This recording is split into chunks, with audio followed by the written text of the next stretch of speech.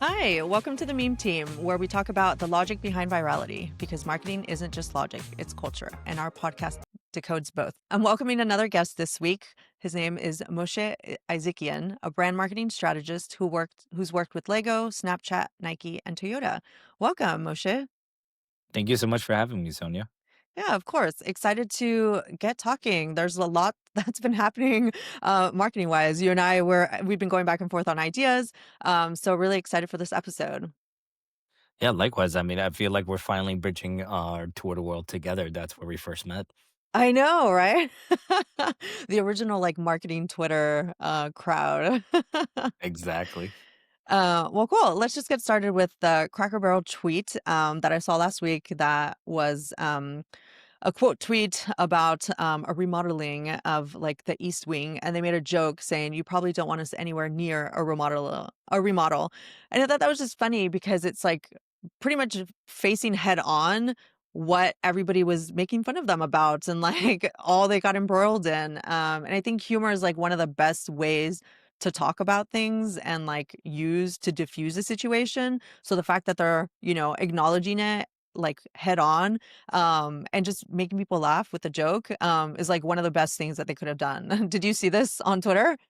Oh yeah, I think it's just such a classic tactic. I mean, ever since like everything that went down with astronomer and Oh, the way they yeah. kind of use humor to kind of bounce back, Yeah. it seems like we just kind of remember to keep it simple, right? Yeah. Like humor will win back everyone. It's okay to make a pivot, especially one that's like very much on the corporate level, and how much social can be used to leverage that. Yeah, exactly. It's definitely it hits on, like, a lot of the things that we've been talking about here. One has been just that social listening, like, they already knew that people didn't like any of their, like, remodel. Obviously, they, turned it back, right? They had started on 4, locations. They, when they had all the, like, feedback from not just their consumers, but pretty much everyone on the internet, they're just like, "Okay, like, let's take it back." And then, now they're just, like, acknowledging, like, "Yeah, that was a misstep." And we're now laughing about it, and we're bringing you in on the joke that we're also laughing because you were laughing at the whole thing too. So I thought it was just, like, wonderful for them to, like, do it. Whether it's going to convert to people actually going to Cracker Barrel is still there's still, something, we'll have to keep an eye out for that. But I thought it was a good way to, like, bring people back into the fold. I love it. I think it'll do great for the people who are terminally online. We'll see if like Mm, even makes it to Instagram, right? And, like this yeah, started on Twitter. or We'll see if it Facebook. goes or Facebook. Might hit him a month later or I whole year know, later. right? We'll see. Awesome. Okay. So let's just get started. I want to talk about, well, or I guess piggyback on the Dodgers 2025 World Series championship win over the Toronto Blue Jays. And I wanted to highlight Nike basically capitalizing on not only the win, but bringing in all these elements of things that people that are terminally online and that understand all the references can also understand on top of just being celebratory. And that's their I Love LA commercial featuring Kendrick Lamar's Squabble Up instead of Randy Newman. The move basically brings or highlights the ongoing cultural rivalry between LA and Toronto, highlighting Lamar and Drake and like that like rap battle that most of us have kind of been aware of. Um, because everybody has basically taken on, like, Kendrick Lamar's and, like, They Not Like Us, like, the song as our, like, motto and our, like, song. So, like, the fact that they're already referencing him, in that way, was good, but then the fact that they did Squabble Up to, like, reference more of the Drake, and Lamar rivalry, for me just hit, like, this other, like, level. And I want to like bring this up because we've talked about previously the different ways that Nike has congratulated their like brand ambassadors. There's the Rory McIlroy Grand Slam win that he did earlier this year, where they referenced his like the green jacket that he wears for the Masters win. There's the Coco Gauff French Open win where they referenced like her like messing up. I think she didn't bring her rackets to the French Open, had to get them, flown in. And she like made herself a list on social media that showed like, hey, bring your rackets, and then they referenced that in the win photo that they did for her. So I thought it's like really smart because it's showing that not only are they paying attention to what people are saying, but they're also bringing in the personality aspects of their brand ambassadors and highlighting that when they're showing, the wins.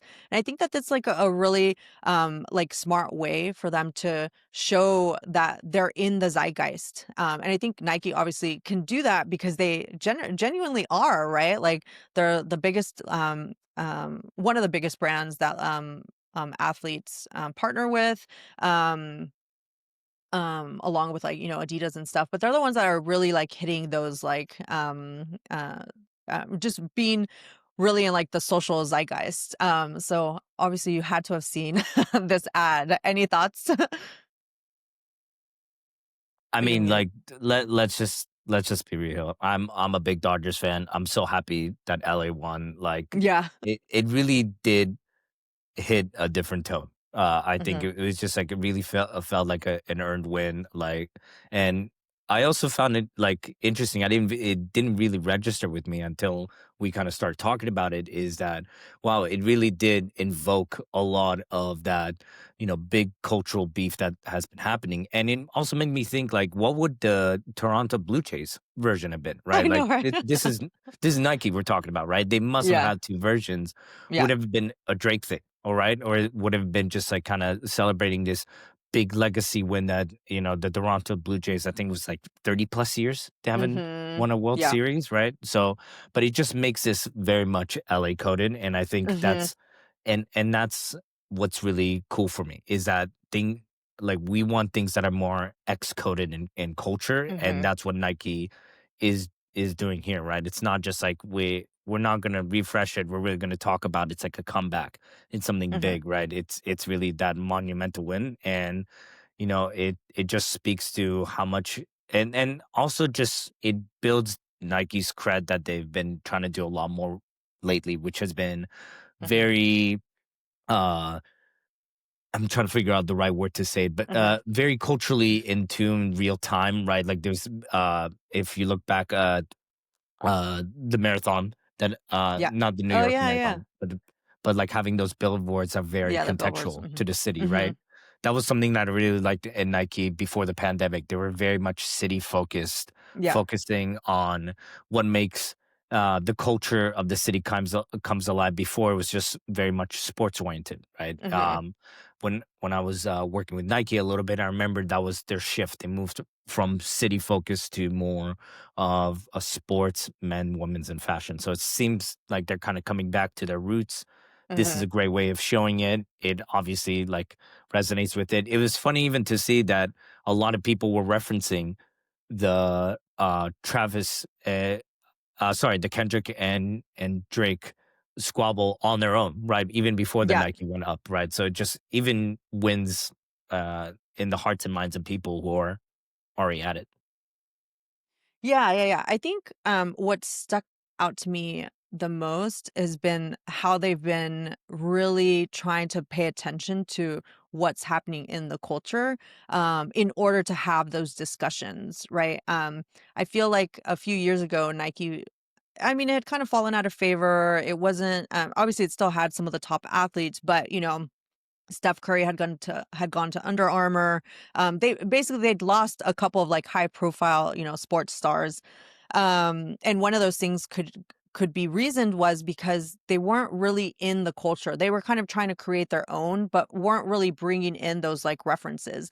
And so what I feel like they've really changed lately is having those cultural references where it's like, let's talk about how we can infuse all these things that people are already talking about. So it's not like they're, coming at it from the what is it like hello my fellow kids like Yes, background, right? exactly.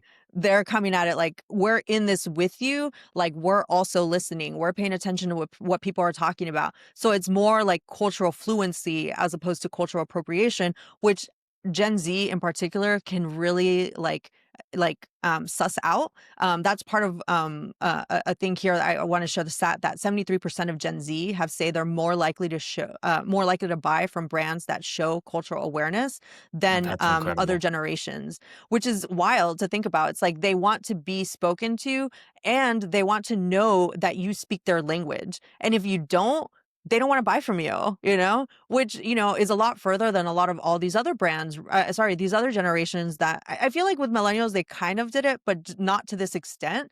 Um, Probably because we were so, like, immersed in, like, boomer culture at the time, right? Yeah. But now, Gen Zers wanna be like, "No, if you want me to buy from you, you gotta speak to me, and I have to feel something when I'm, potentially buying from you." So that's, like, something I wanna, like, call out here that, they've noticed that, and I think that, a lot of the times that we've talked about here has been that, like, what are you listening to that your target consumer is talking about that will get them to, buy from you because you show that you know them and the things that they like. And I think that's going to be interesting to see for Nike more, right? Because it seems like they're very much focusing on building back the foundation that they had for that cultural awareness, because it seemed like they were trying to go very much deep into, like the athleticism, Mhm, the, very much like a buyer centric type of brand. So this move is just one seed into, like showing that they are more culturally aware than ever for this audience that is going to be kind of paying attention into it. And that's why this World Series felt a little different, right? It mhm, like even from people I don't know around the world, like you can tell that they were tuning in because of Shohei Otani, right? Like mhm, there's like a big Japanese crowd mhm. that was brought into it, right? And There's Yamamoto and Sasaki had 3 exactly like world-class Japanese players on the team. and you almost had to speak into it, right? Like Yeah, obviously there's so much for Nike to win here, but it's also how mhm, do they win right? And I think they did a yeah. great job. Yeah, I mean, just doing a little call out here that while they did mention Shohei Otani in like the credits of like who won, they didn't show any of the footage of him in the like ad. Probably because Shohei Otani is a New Balance spokesperson. So just We need to get that them little to call out that switch. people, yeah, right, that people mentioned there. Um, the other thing I wanted to bring up is what you had been talking about in terms of the timing, right? Like clearly they had already prepared this in well in advance. Obviously you saw like the highlight reels and it's very like well done and everything. I'm sure they also had a Blue Jays idea that they did in case they won. But I just really want to highlight that obviously a lot of thought has gone into this because it matters most for them to come out as like its peak, culture happening at the time. If this had come out, a week later, a couple days later, it wouldn't have been as popular because at that point, like, are people still paying attention? Like, do people still care? Obviously, I mean, they're doing the parade here today, but you really want to come out with it as soon as you can so that you ride the wave and not have to build it later on of like trying to get people to pay attention to you when it's not as culturally relevant anymore. So, props to them for obviously having planned this like well in advance. Um, it goes to show that they really thought about like, weaving in the sports and the music beef and the regional like beef that, the cities have, and the culture overall that it shows that there are people really thought about this and that thought comes out in like the ad itself, but then also in how people are responding to it because a lot of people have been sharing this, including a lot of celebrities like Ice Cube and comedians here in LA. So, props to them for that as well. Huge props. And then the last thing I wanted to mention is how quickly, they have to move, right? That's expected now, especially for brands that are tied to athletes. That's part of like what they have to do. So it's not just the, creating, the narrative of having that story there, but then being able to post it like as soon as it comes out. And, the win happened late at night, and there people have to be like listening to like what's happening, and, making sure that it like comes out as soon as the win is there, but then also responding to everybody that's, talking to them. So huge congrats to their team for putting this out and capturing the moment and the sentiment of not just, the Dodgers fans, but like the city itself. Do you want to take us into your example? Yeah, this one is very hot off the press. Not as much as the Nike one, but it seems like we are Pretty hitting the much. future way faster than we thought with a launch of Neo. Neo is this like little consumer grade humanoid robot that's being marketed as one that can take care of your everyday household tasks. Like think about someone who can perform chores, load laundry, clear tables, prepare meals.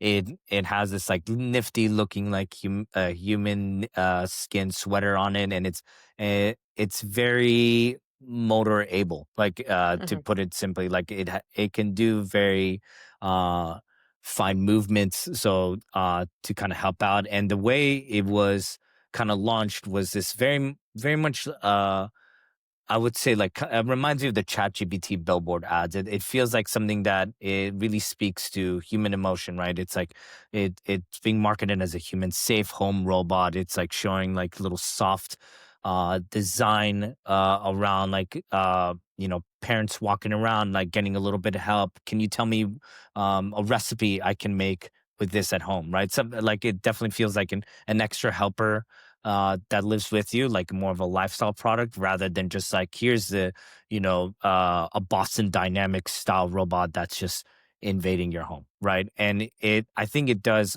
such a great job of really showing what the world will be like in the future, right? Because you have so much tech nowadays that's focusing on like here's how we're going to be using this technology to optimize X, right? Or we have this home device that's going to let you replace your phone, but less about what is it that we're all trying to really achieve, which is comfort, right? mhm, It's having not a dystopian future, but something that's gonna help you free up time and give you the extra care and need you want, right? It's like kind of a calm, quiet time versus what you see with the tech products of Rabbit or mhm, friend.com that kind of really focused on like we're gonna really attach ourselves to the tech and how it replaces like your friends or like your phone, and we're gonna have like a kind of a tech very tech forward unveiling. This one was just kind of came out of nowhere, and uh, I loved it. I thought it really just showed like how smart advertising can speak to what how you like de-risk innovation through storytelling, right? And I think mhm, that's the problem that a lot of these technology companies are having. They are not trying to sell us on quiet luxury. They're trying to sell us on the future. Well, the future is scary right now. AI mhm, is taking over. It's you have so many reports on what it's doing to the environment, what it's doing to safety, trust, that we need to build that as much as possible. So less of a gadget, more of a companion. I really wanted to call out that Neo does that well. And I, while researching this, there was a surprising stat that really like wrapped this all together for me. Is that 68% of people said that they welcome robotic assistance if it was trustworthy and secure, which is wild to think of, especially in this age of AI. That we are willing to embrace the future in this way, right? Um, but this is all to caveat with two things. One, we're the price is high. This will be very much like future adopter, think Apple Vision Pro, that for tech that is still very much untested, right? Um, Also, like there's a little bit of the false sense of I don't want to say really false advertising, but the future that they painted is not exactly there yet. Because if you dig deeper into the tech, you actually need to have someone take over the robot for some certain tasks, right? So that trust and safety is also going to be coming to question when someone can peer into your house through the eyes of the robot to help you out from time to time, right? So there is going to be a lot of human assistance at the beginning until we get into the fully autonomous world that Neo is trying to sell us on. So there is that fine line they're teetering, and I think they didn't do the greatest job on kind of addressing that because again, if trustworthy and secure is a really big pain point, right? If it's a really big selling point for people, that's going to be important. I mean, and like people are obviously kind of memeing into it. They're very much kind of calling out the fun stuff that the human and robot can do, or ways that they can even use it as a business. Like, hey, we can help with the elderly, right? This could be great for an elderly home or like a warehouse that you can like remotely work out, right? So there's ways to kind of play into what the human assisted functions that the robot needs right now. But I think the biggest thing to take all of it is that we desperately need to humanize tech. If we're going to be using and relying on this tech that's one kind of quote unquote invading our space, like AI, right? Or very much like motor controlled robots. We need to very much lean into storytelling that really help show how it's used in day to day life and conversations and not really replacing anything, enhancing, right? Designed for the emotion, really be transparent as possible, which Neo's doing great. I would say they were doing um, 85% of the way. They could be doing more. Um, but also really really be aware of what is the price going to reflect, right? You're gonna have something that's going to be a subscription, or $20,000, right? This is, an early adopter kind of phase, right? Like, um, we Yeah, know I mean, that, these sorts of products right now, yeah, this early, right? It's gonna have to be people that can, afford to pay. Yeah, like you mentioned, it's $20,000 as a one-time fee, or you pay $500 month to month with at least a 6-month minimum, and then kind of extending from there. I saw, two sides of that, right? Some people were full on like, yes, I welcome. I was one of those. Like, I welcome a robot overload that's gonna come and help me do laundry and wash my dishes and like clean my house. But once the privacy angle became apparent, it was like, okay, maybe not as like one of the first people to try it right, out, because as you mentioned, part of it is going to be remote operated by the company, which means that there's going to be a human that has to like be looking inside of your home. But I think the overall thing here is, I had two thoughts overall. One, um, finally, we are creating a robot that is going to help people inside the home and is not creating some sort of like military robot that's going to be doing, who knows what within the military. Um, and that kind of like went into the fact that there were so many people complaining, like, oh, like, why are we doing this? Why do people want like robots inside their homes?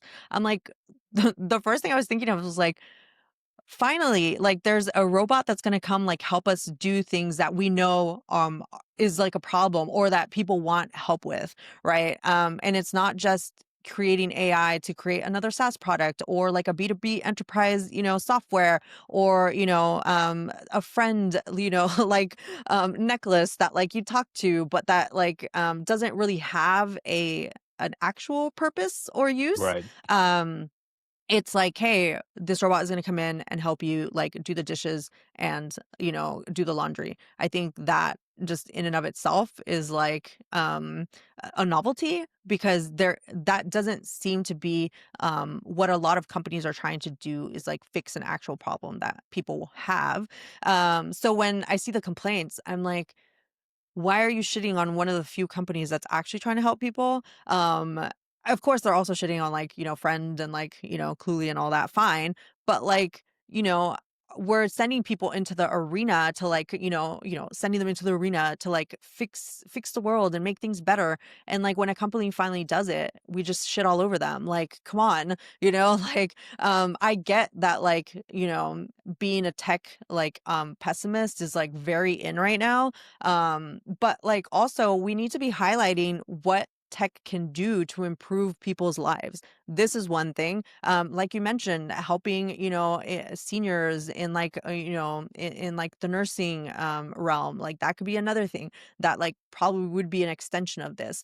So I think that was like a thing that I was thinking of. And then the second thing was, just like we've talked about this before, where a lot of the times when companies are putting together their like marketing for their product, they end up relying a little too much on where their product is going to be as opposed to where it is right now. So it confuses people because then they think that your product is further along. And so when you actually ship it, they get upset because their expectations were a lot higher than they would have been if you had just been real about it and said, like, even within like your marketing materials, like, okay, these are like where it's not there yet. And it's like you had to go read the FAQs on their website to know like about the subscription service and then know about like the remote controlled operation that was happening. So that part of it didn't sit well with me because it's like you're falling into this like, misstep again of like overpromising for something that people right now are gonna just pillory you for because you're overpromising. We've seen that with the Humane AI pen, with the Friend AI pen. Like the reason one of the reasons, not the reason, but one of the reasons people get so annoyed is because you say that it does more than it actually does. And then when they receive the product, they've paid like 500, like, even the Vision Pro, you've paid $3,200 for this thing that doesn't do what you said it was going to do. And that pisses people off even more. And I think that's like there's two words that you said that really stuck out to me. The tech pessimism, right? Like Mhm. we are just in this weird time where almost all of the products that really sold us on the future have been failing left and right, and they've been torn apart for it. They're pricey, and they haven't been as transparent as possible. I'm thinking back to Rabbit. I'm thinking about even like Mhm. the friend pin has been taking like forever and kind of like really being invasive. And the Apple Vision Pro, which like if you really kind of dug into it, was more of a tech forward device. It was meant Mhm. for like developers rather than a general consumer. And people are like, well, this is not it. And it just rubs people the wrong way. Yeah. Right. And Neo is very much trying to do that, which is why I kind of gave him the 80% credit of Yeah. really selling us on that future. But they kind of lean into this YC combinator trap that I see, which is a lot of the hype, then invest in us for the Mhm. hype before we can really, have like give you the full 100% picture, right?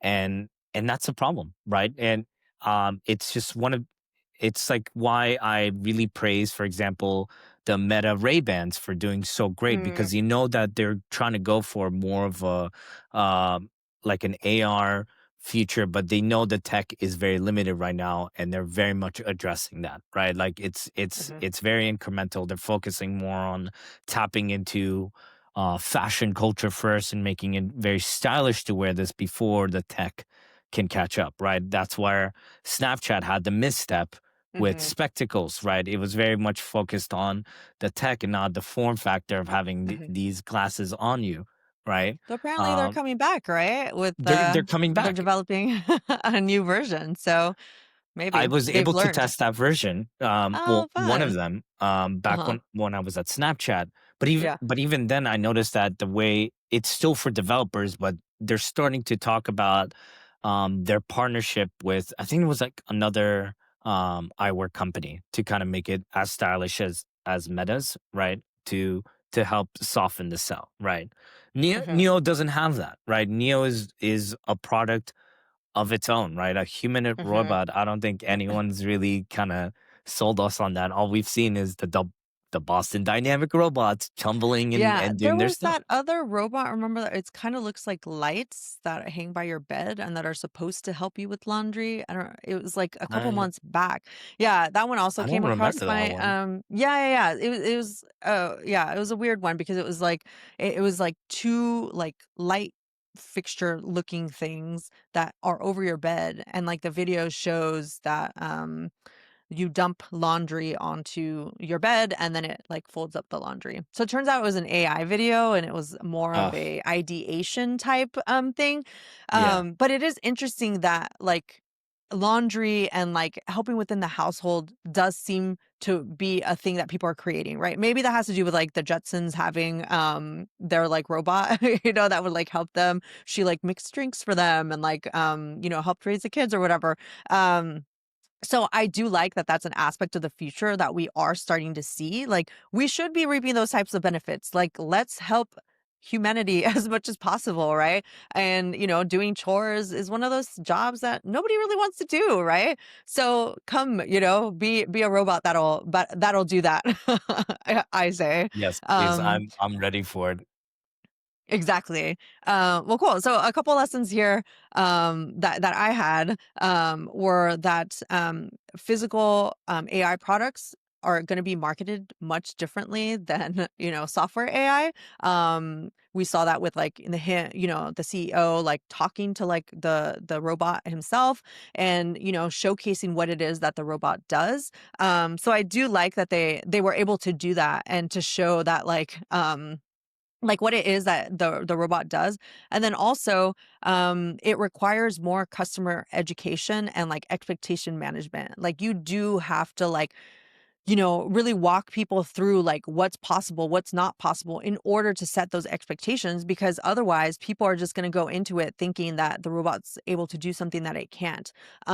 So they kind of did that, but I hope that they do a better job going forward in order to not get as much backlash as they did.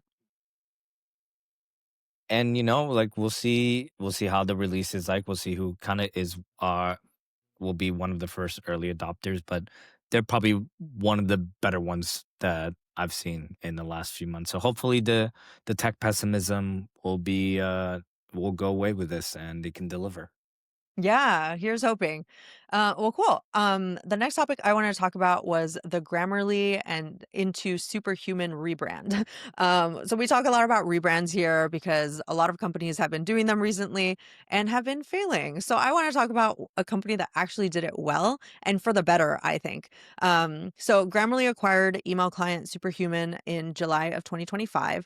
And has kind of, just had them under wraps. We haven't really heard too much about them, but this week they announced that not only are they going to switch the name from Grammarly to Superhuman as the overarching brand, but they're launching Superhuman Go, which is their new like AI assistant to kind of connect with Jira and Gmail and Google Calendar and help do all the things that AI can do within, Superhuman. And I thought it was like really interesting because um, it so rarely happens that a company that has been acquired becomes the main company. But I thought it was amazing because Superhuman is such a good name for a company. I've always liked it for like the email client. Grammarly itself is, it's kind of, it's a little too on the nose. It was like, when companies were naming everything with a Y at the end or like the LY at the end. So it made sense for what it does. But it was also very limiting because Grammarly, like for me, it's like, oh, it helps you, check what you're writing and it helps you make sure that it's like properly, it's grammar and like spelling and everything. So it was definitely more in my mind, like it positioned the product too narrow. And now that they've taken over the Superhuman name, it's kind of expanded it for me of like what the company itself can do. So it shows that they've see more long-term value in Superhuman's brand equity and positioning than their own, which is amazing because Grammarly has been a household name for a really long time now. And the fact that they were, willing to give that up for like the better name shows that they care more about like the product and like what they're building, the company, as like a long-term thing than just, keeping Grammarly because they were the parent company. Um, Another thing here is that they're launching, like I said, they're launching Superhuman Go in order to become more of a productivity tool. So that's showing that now all like the companies are going to fit in the overarching umbrella of like productivity to compete more against like Notion and companies like that that help you stay on top of your work and do all that. So the only worry here is that now productivity software is a bigger market and there are more entrenched players that they're going to have to compete against. Productivity software has been projected to hit $102 billion in 2026, which is kind Wow. of wild. You've got 71% of workers saying that they use over three productivity tools daily, showing that there's a lot of fragmentation in what people use. So there's a lot of space for them to kind of take over. Um, and AI powered productivity tools saw 156% year over year growth from 2023 to 2024. And something that I found interesting was that Grammarly had over 30 million daily active users pre the rebrand in 2024.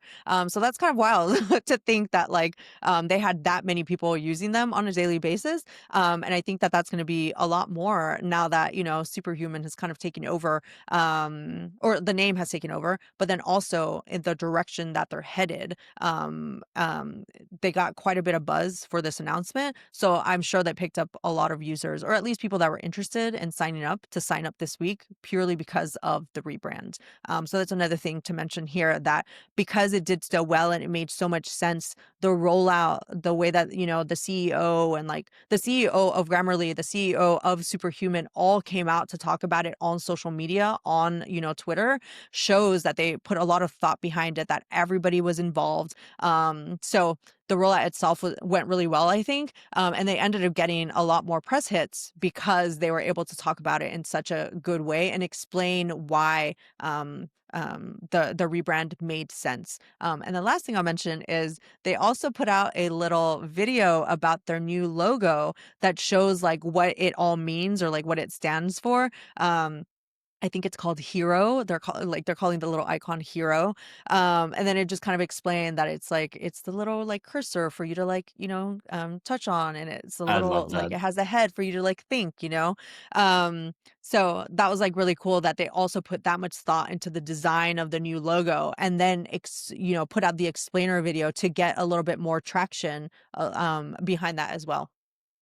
And that's something I wanted to kind of to know about them before this acquisition happened is did they kind of take over Superhuman for the name, or was it really for the tech itself, right? Because like Superhuman, the way it started out was as an email client, right? Hmm. It was pretty much like what Gemini is trying to do today for you in email, Hmm. right? Like they were really ahead of their time and it was great. And like it totally makes sense for them to make that shift. And I wondered like how right now you're basically going to have to rebuild your brand from scratch or really rely on Superhuman's brand equity to help propel you forward, which I would, in actually differing opinion, I don't think it has that much right now to kind of go off of. Even like when the with the Superhuman Go, I felt like that naming scheme was a little confusing as well. Kind of felt like a Superhuman Plus, right? I feel like the Hmm. AI assistant could have had a different name to kind of brand it, right? But like it totally does a great job of kind of setting the future that they want to go forward for, right? Because as you Hmm. said perfectly, Grammarly is just as a grammar checker, it's only going to have so much runway, right? Hmm. So this is one of the rebrands that I'm really going to keep an eye on to see how successful it is because I felt like taking on the name of the product was a very bold move, knowing that Mhm. the product itself was more of a like in the know tech people kind of versus like superhuman feels like more of a we're trying to go for alphabet, right? Very Mhm. much like a Mhm. big strategic move without Yeah. really That's an having the interesting thought. Yeah, yeah, yeah. yeah, Yeah, I guess I'm very enmeshed in the tech world, so, like, human, like, everybody knows it, everybody's I actually, I'll admit, when Grammarly acquired Superhuman, I was like, "Really? Oh, that's interesting, like, why would they do exactly. that?" You know? Like, but this is probably why, you know? Like, Grammarly must realize that their target consumer is within the tech world, and then they have, their other, like, customers, who I don't think mind the Grammarly loss of name or whatever. Um, but that they wanna entrench themselves a little bit more in the whole, like, tech ecosystem. So by taking on Superhuman's, like, brand equity, it's really doing that, I think, at least from, like, the tech lens. But I agree that, like, outside of that, people might be confused. I agree that Superhuman Go is not, like, the best, thing. It was like, whatever. But, I feel like that was in addition to, like, what the actual news was, which was, like, the rebrand itself and the, shifting everything over to being a productivity suite as opposed to just being, like, Grammarly, the grammar check company, you know? Exactly. It's Um like two announcements in one, right? Like Mhm, we're moving towards an AI future.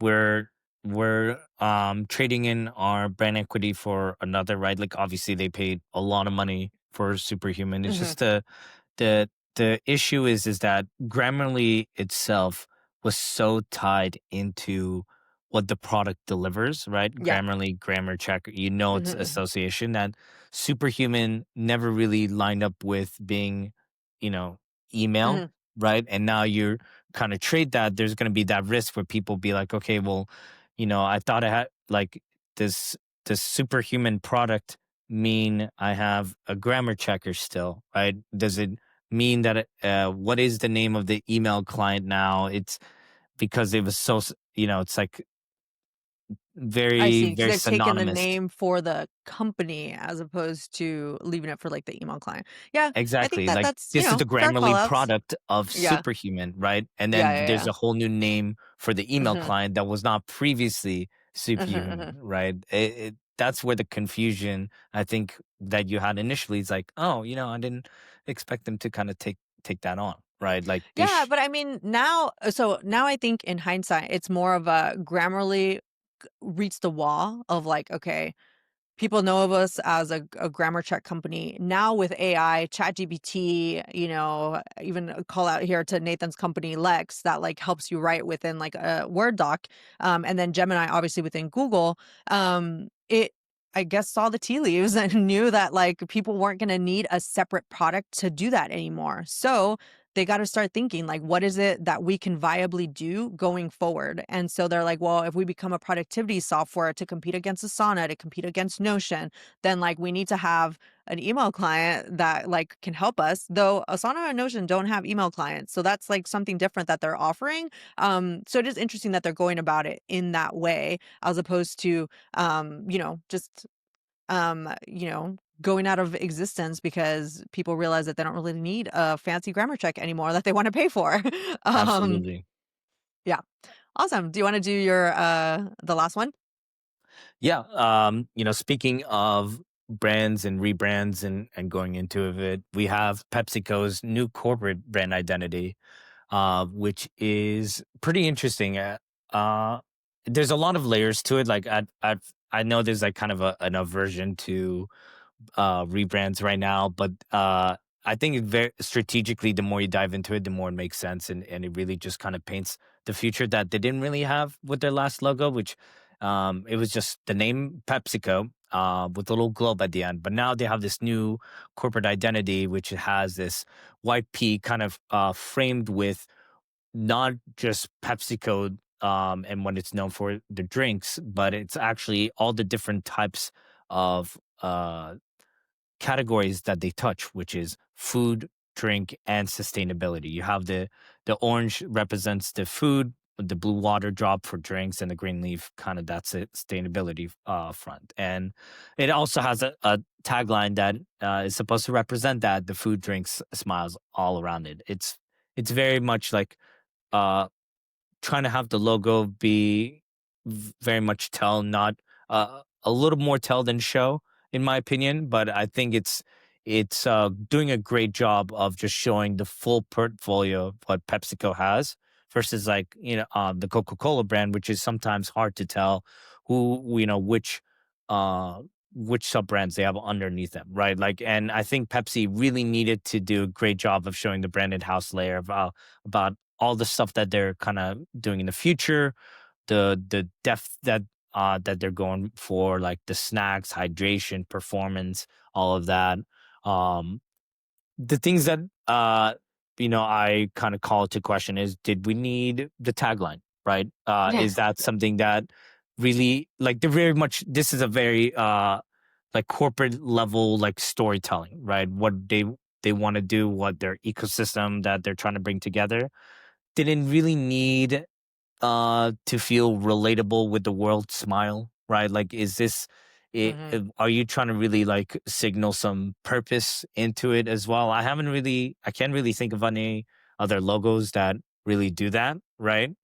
But I guess like it's obviously not much of very much consumer logo, even though they kind of redesigned it to be one. So it's very Yeah. much the I thought that duality. that aspect of it was pretty lame, the food, drink, smell things, because it's Right. just like, It's very lame, right? But yeah.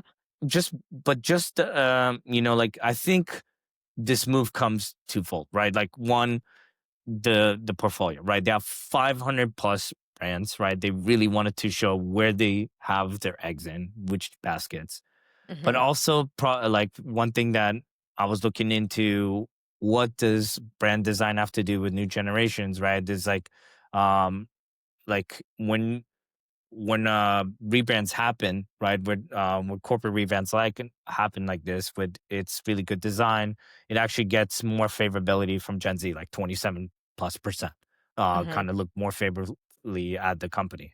So maybe it was, kind of helping future proof them Yeah. on the same level, right? Like, Yeah. uh, but it is, it is a little corny. There's Yeah, yeah, a yeah. Yeah, there, that's my biggest thing about it. And it's funny that you yeah, bring up the Coca-Cola. Like, obviously, Coca-Cola is like their major competitor, right? right. But if I were to think about Coca-Cola doing this, oh my God, it would be like hell and I'd like to hellfire buy the being world of rained on Coke. them, right? Yeah, exactly. Yeah, Like, I just don't think that Coca-Cola, the company, would be able to do this.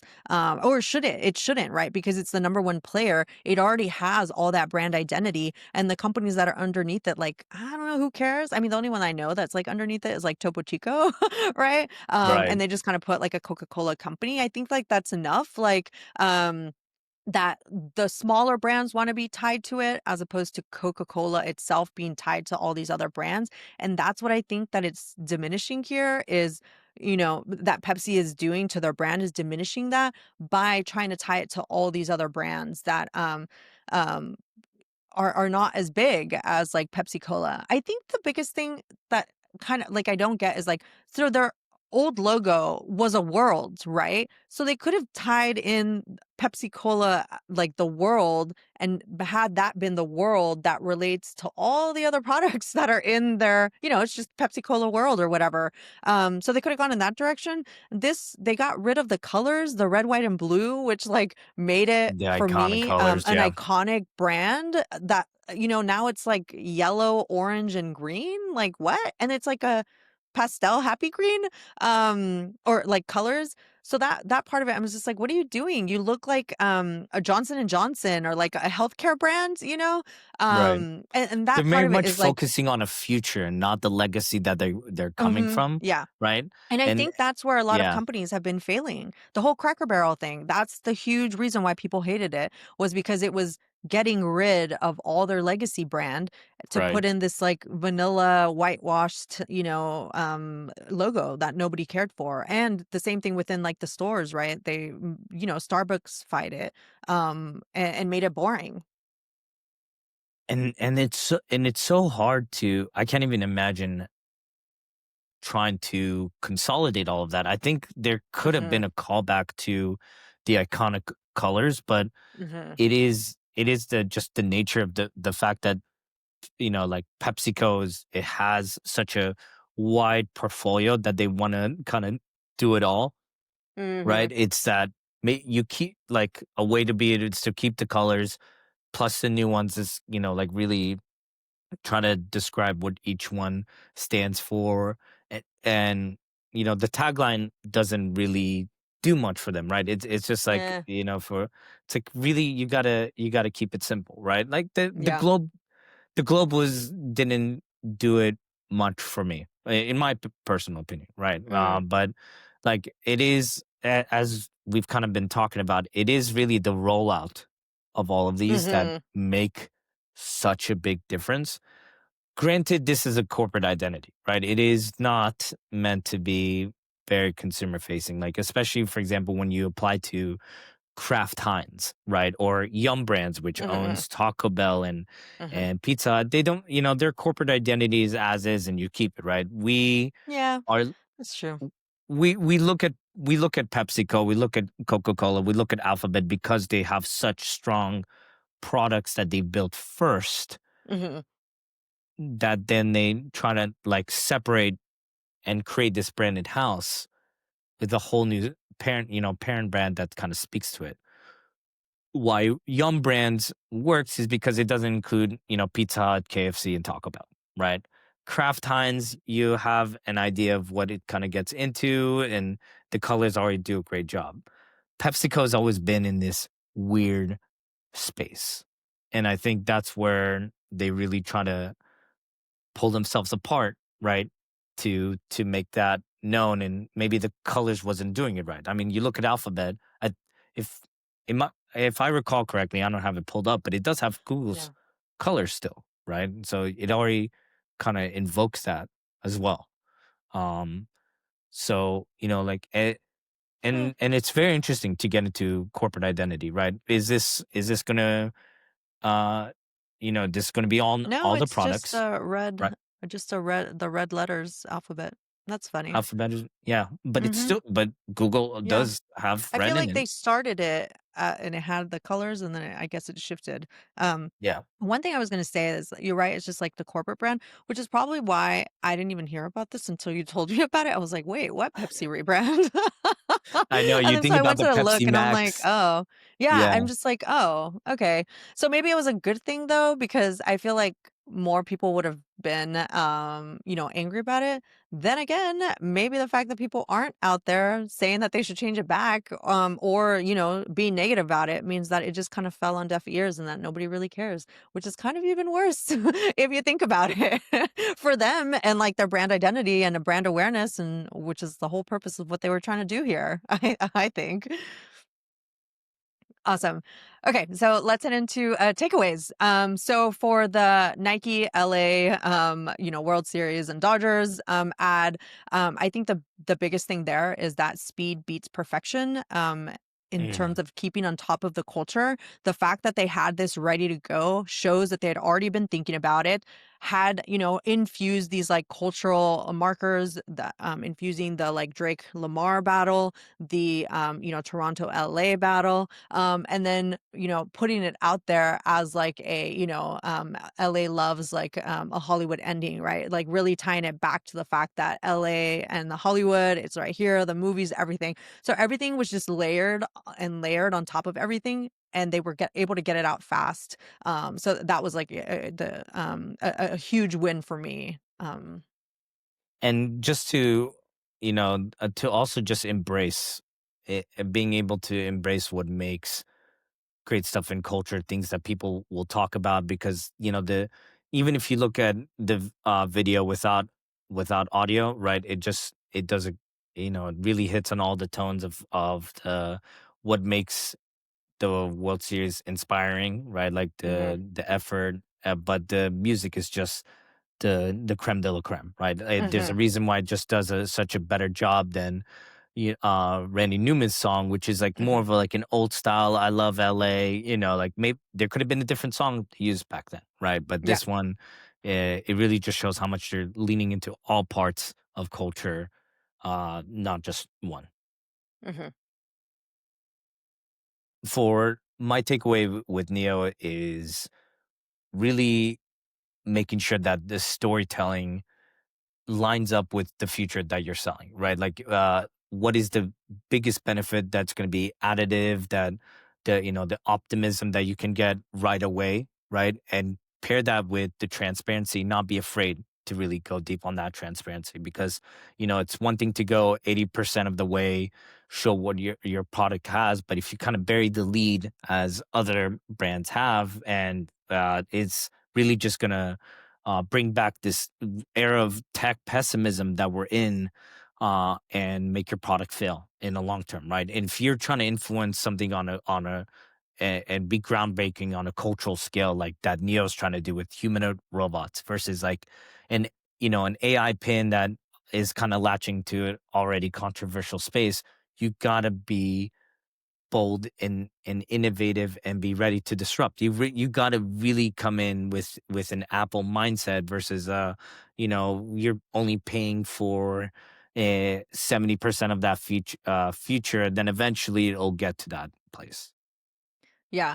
I think for me, it's one that I've spoken to a couple times here, and that's set the correct expectations so that at least the early adopters know what they're getting and aren't underwhelmed when they actually receive the product, because that's going to have a huge say in what happens going forward. We've seen it with Humane AI, we've seen it with Friend. They overpromise what the product is going to do, and that ends up killing the progress that they've made because people turn against it.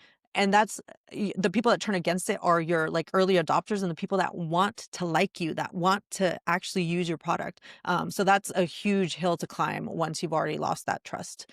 For Grammarly to Superhuman, I think more companies should try to take the brand equity of the companies that they acquire, you know?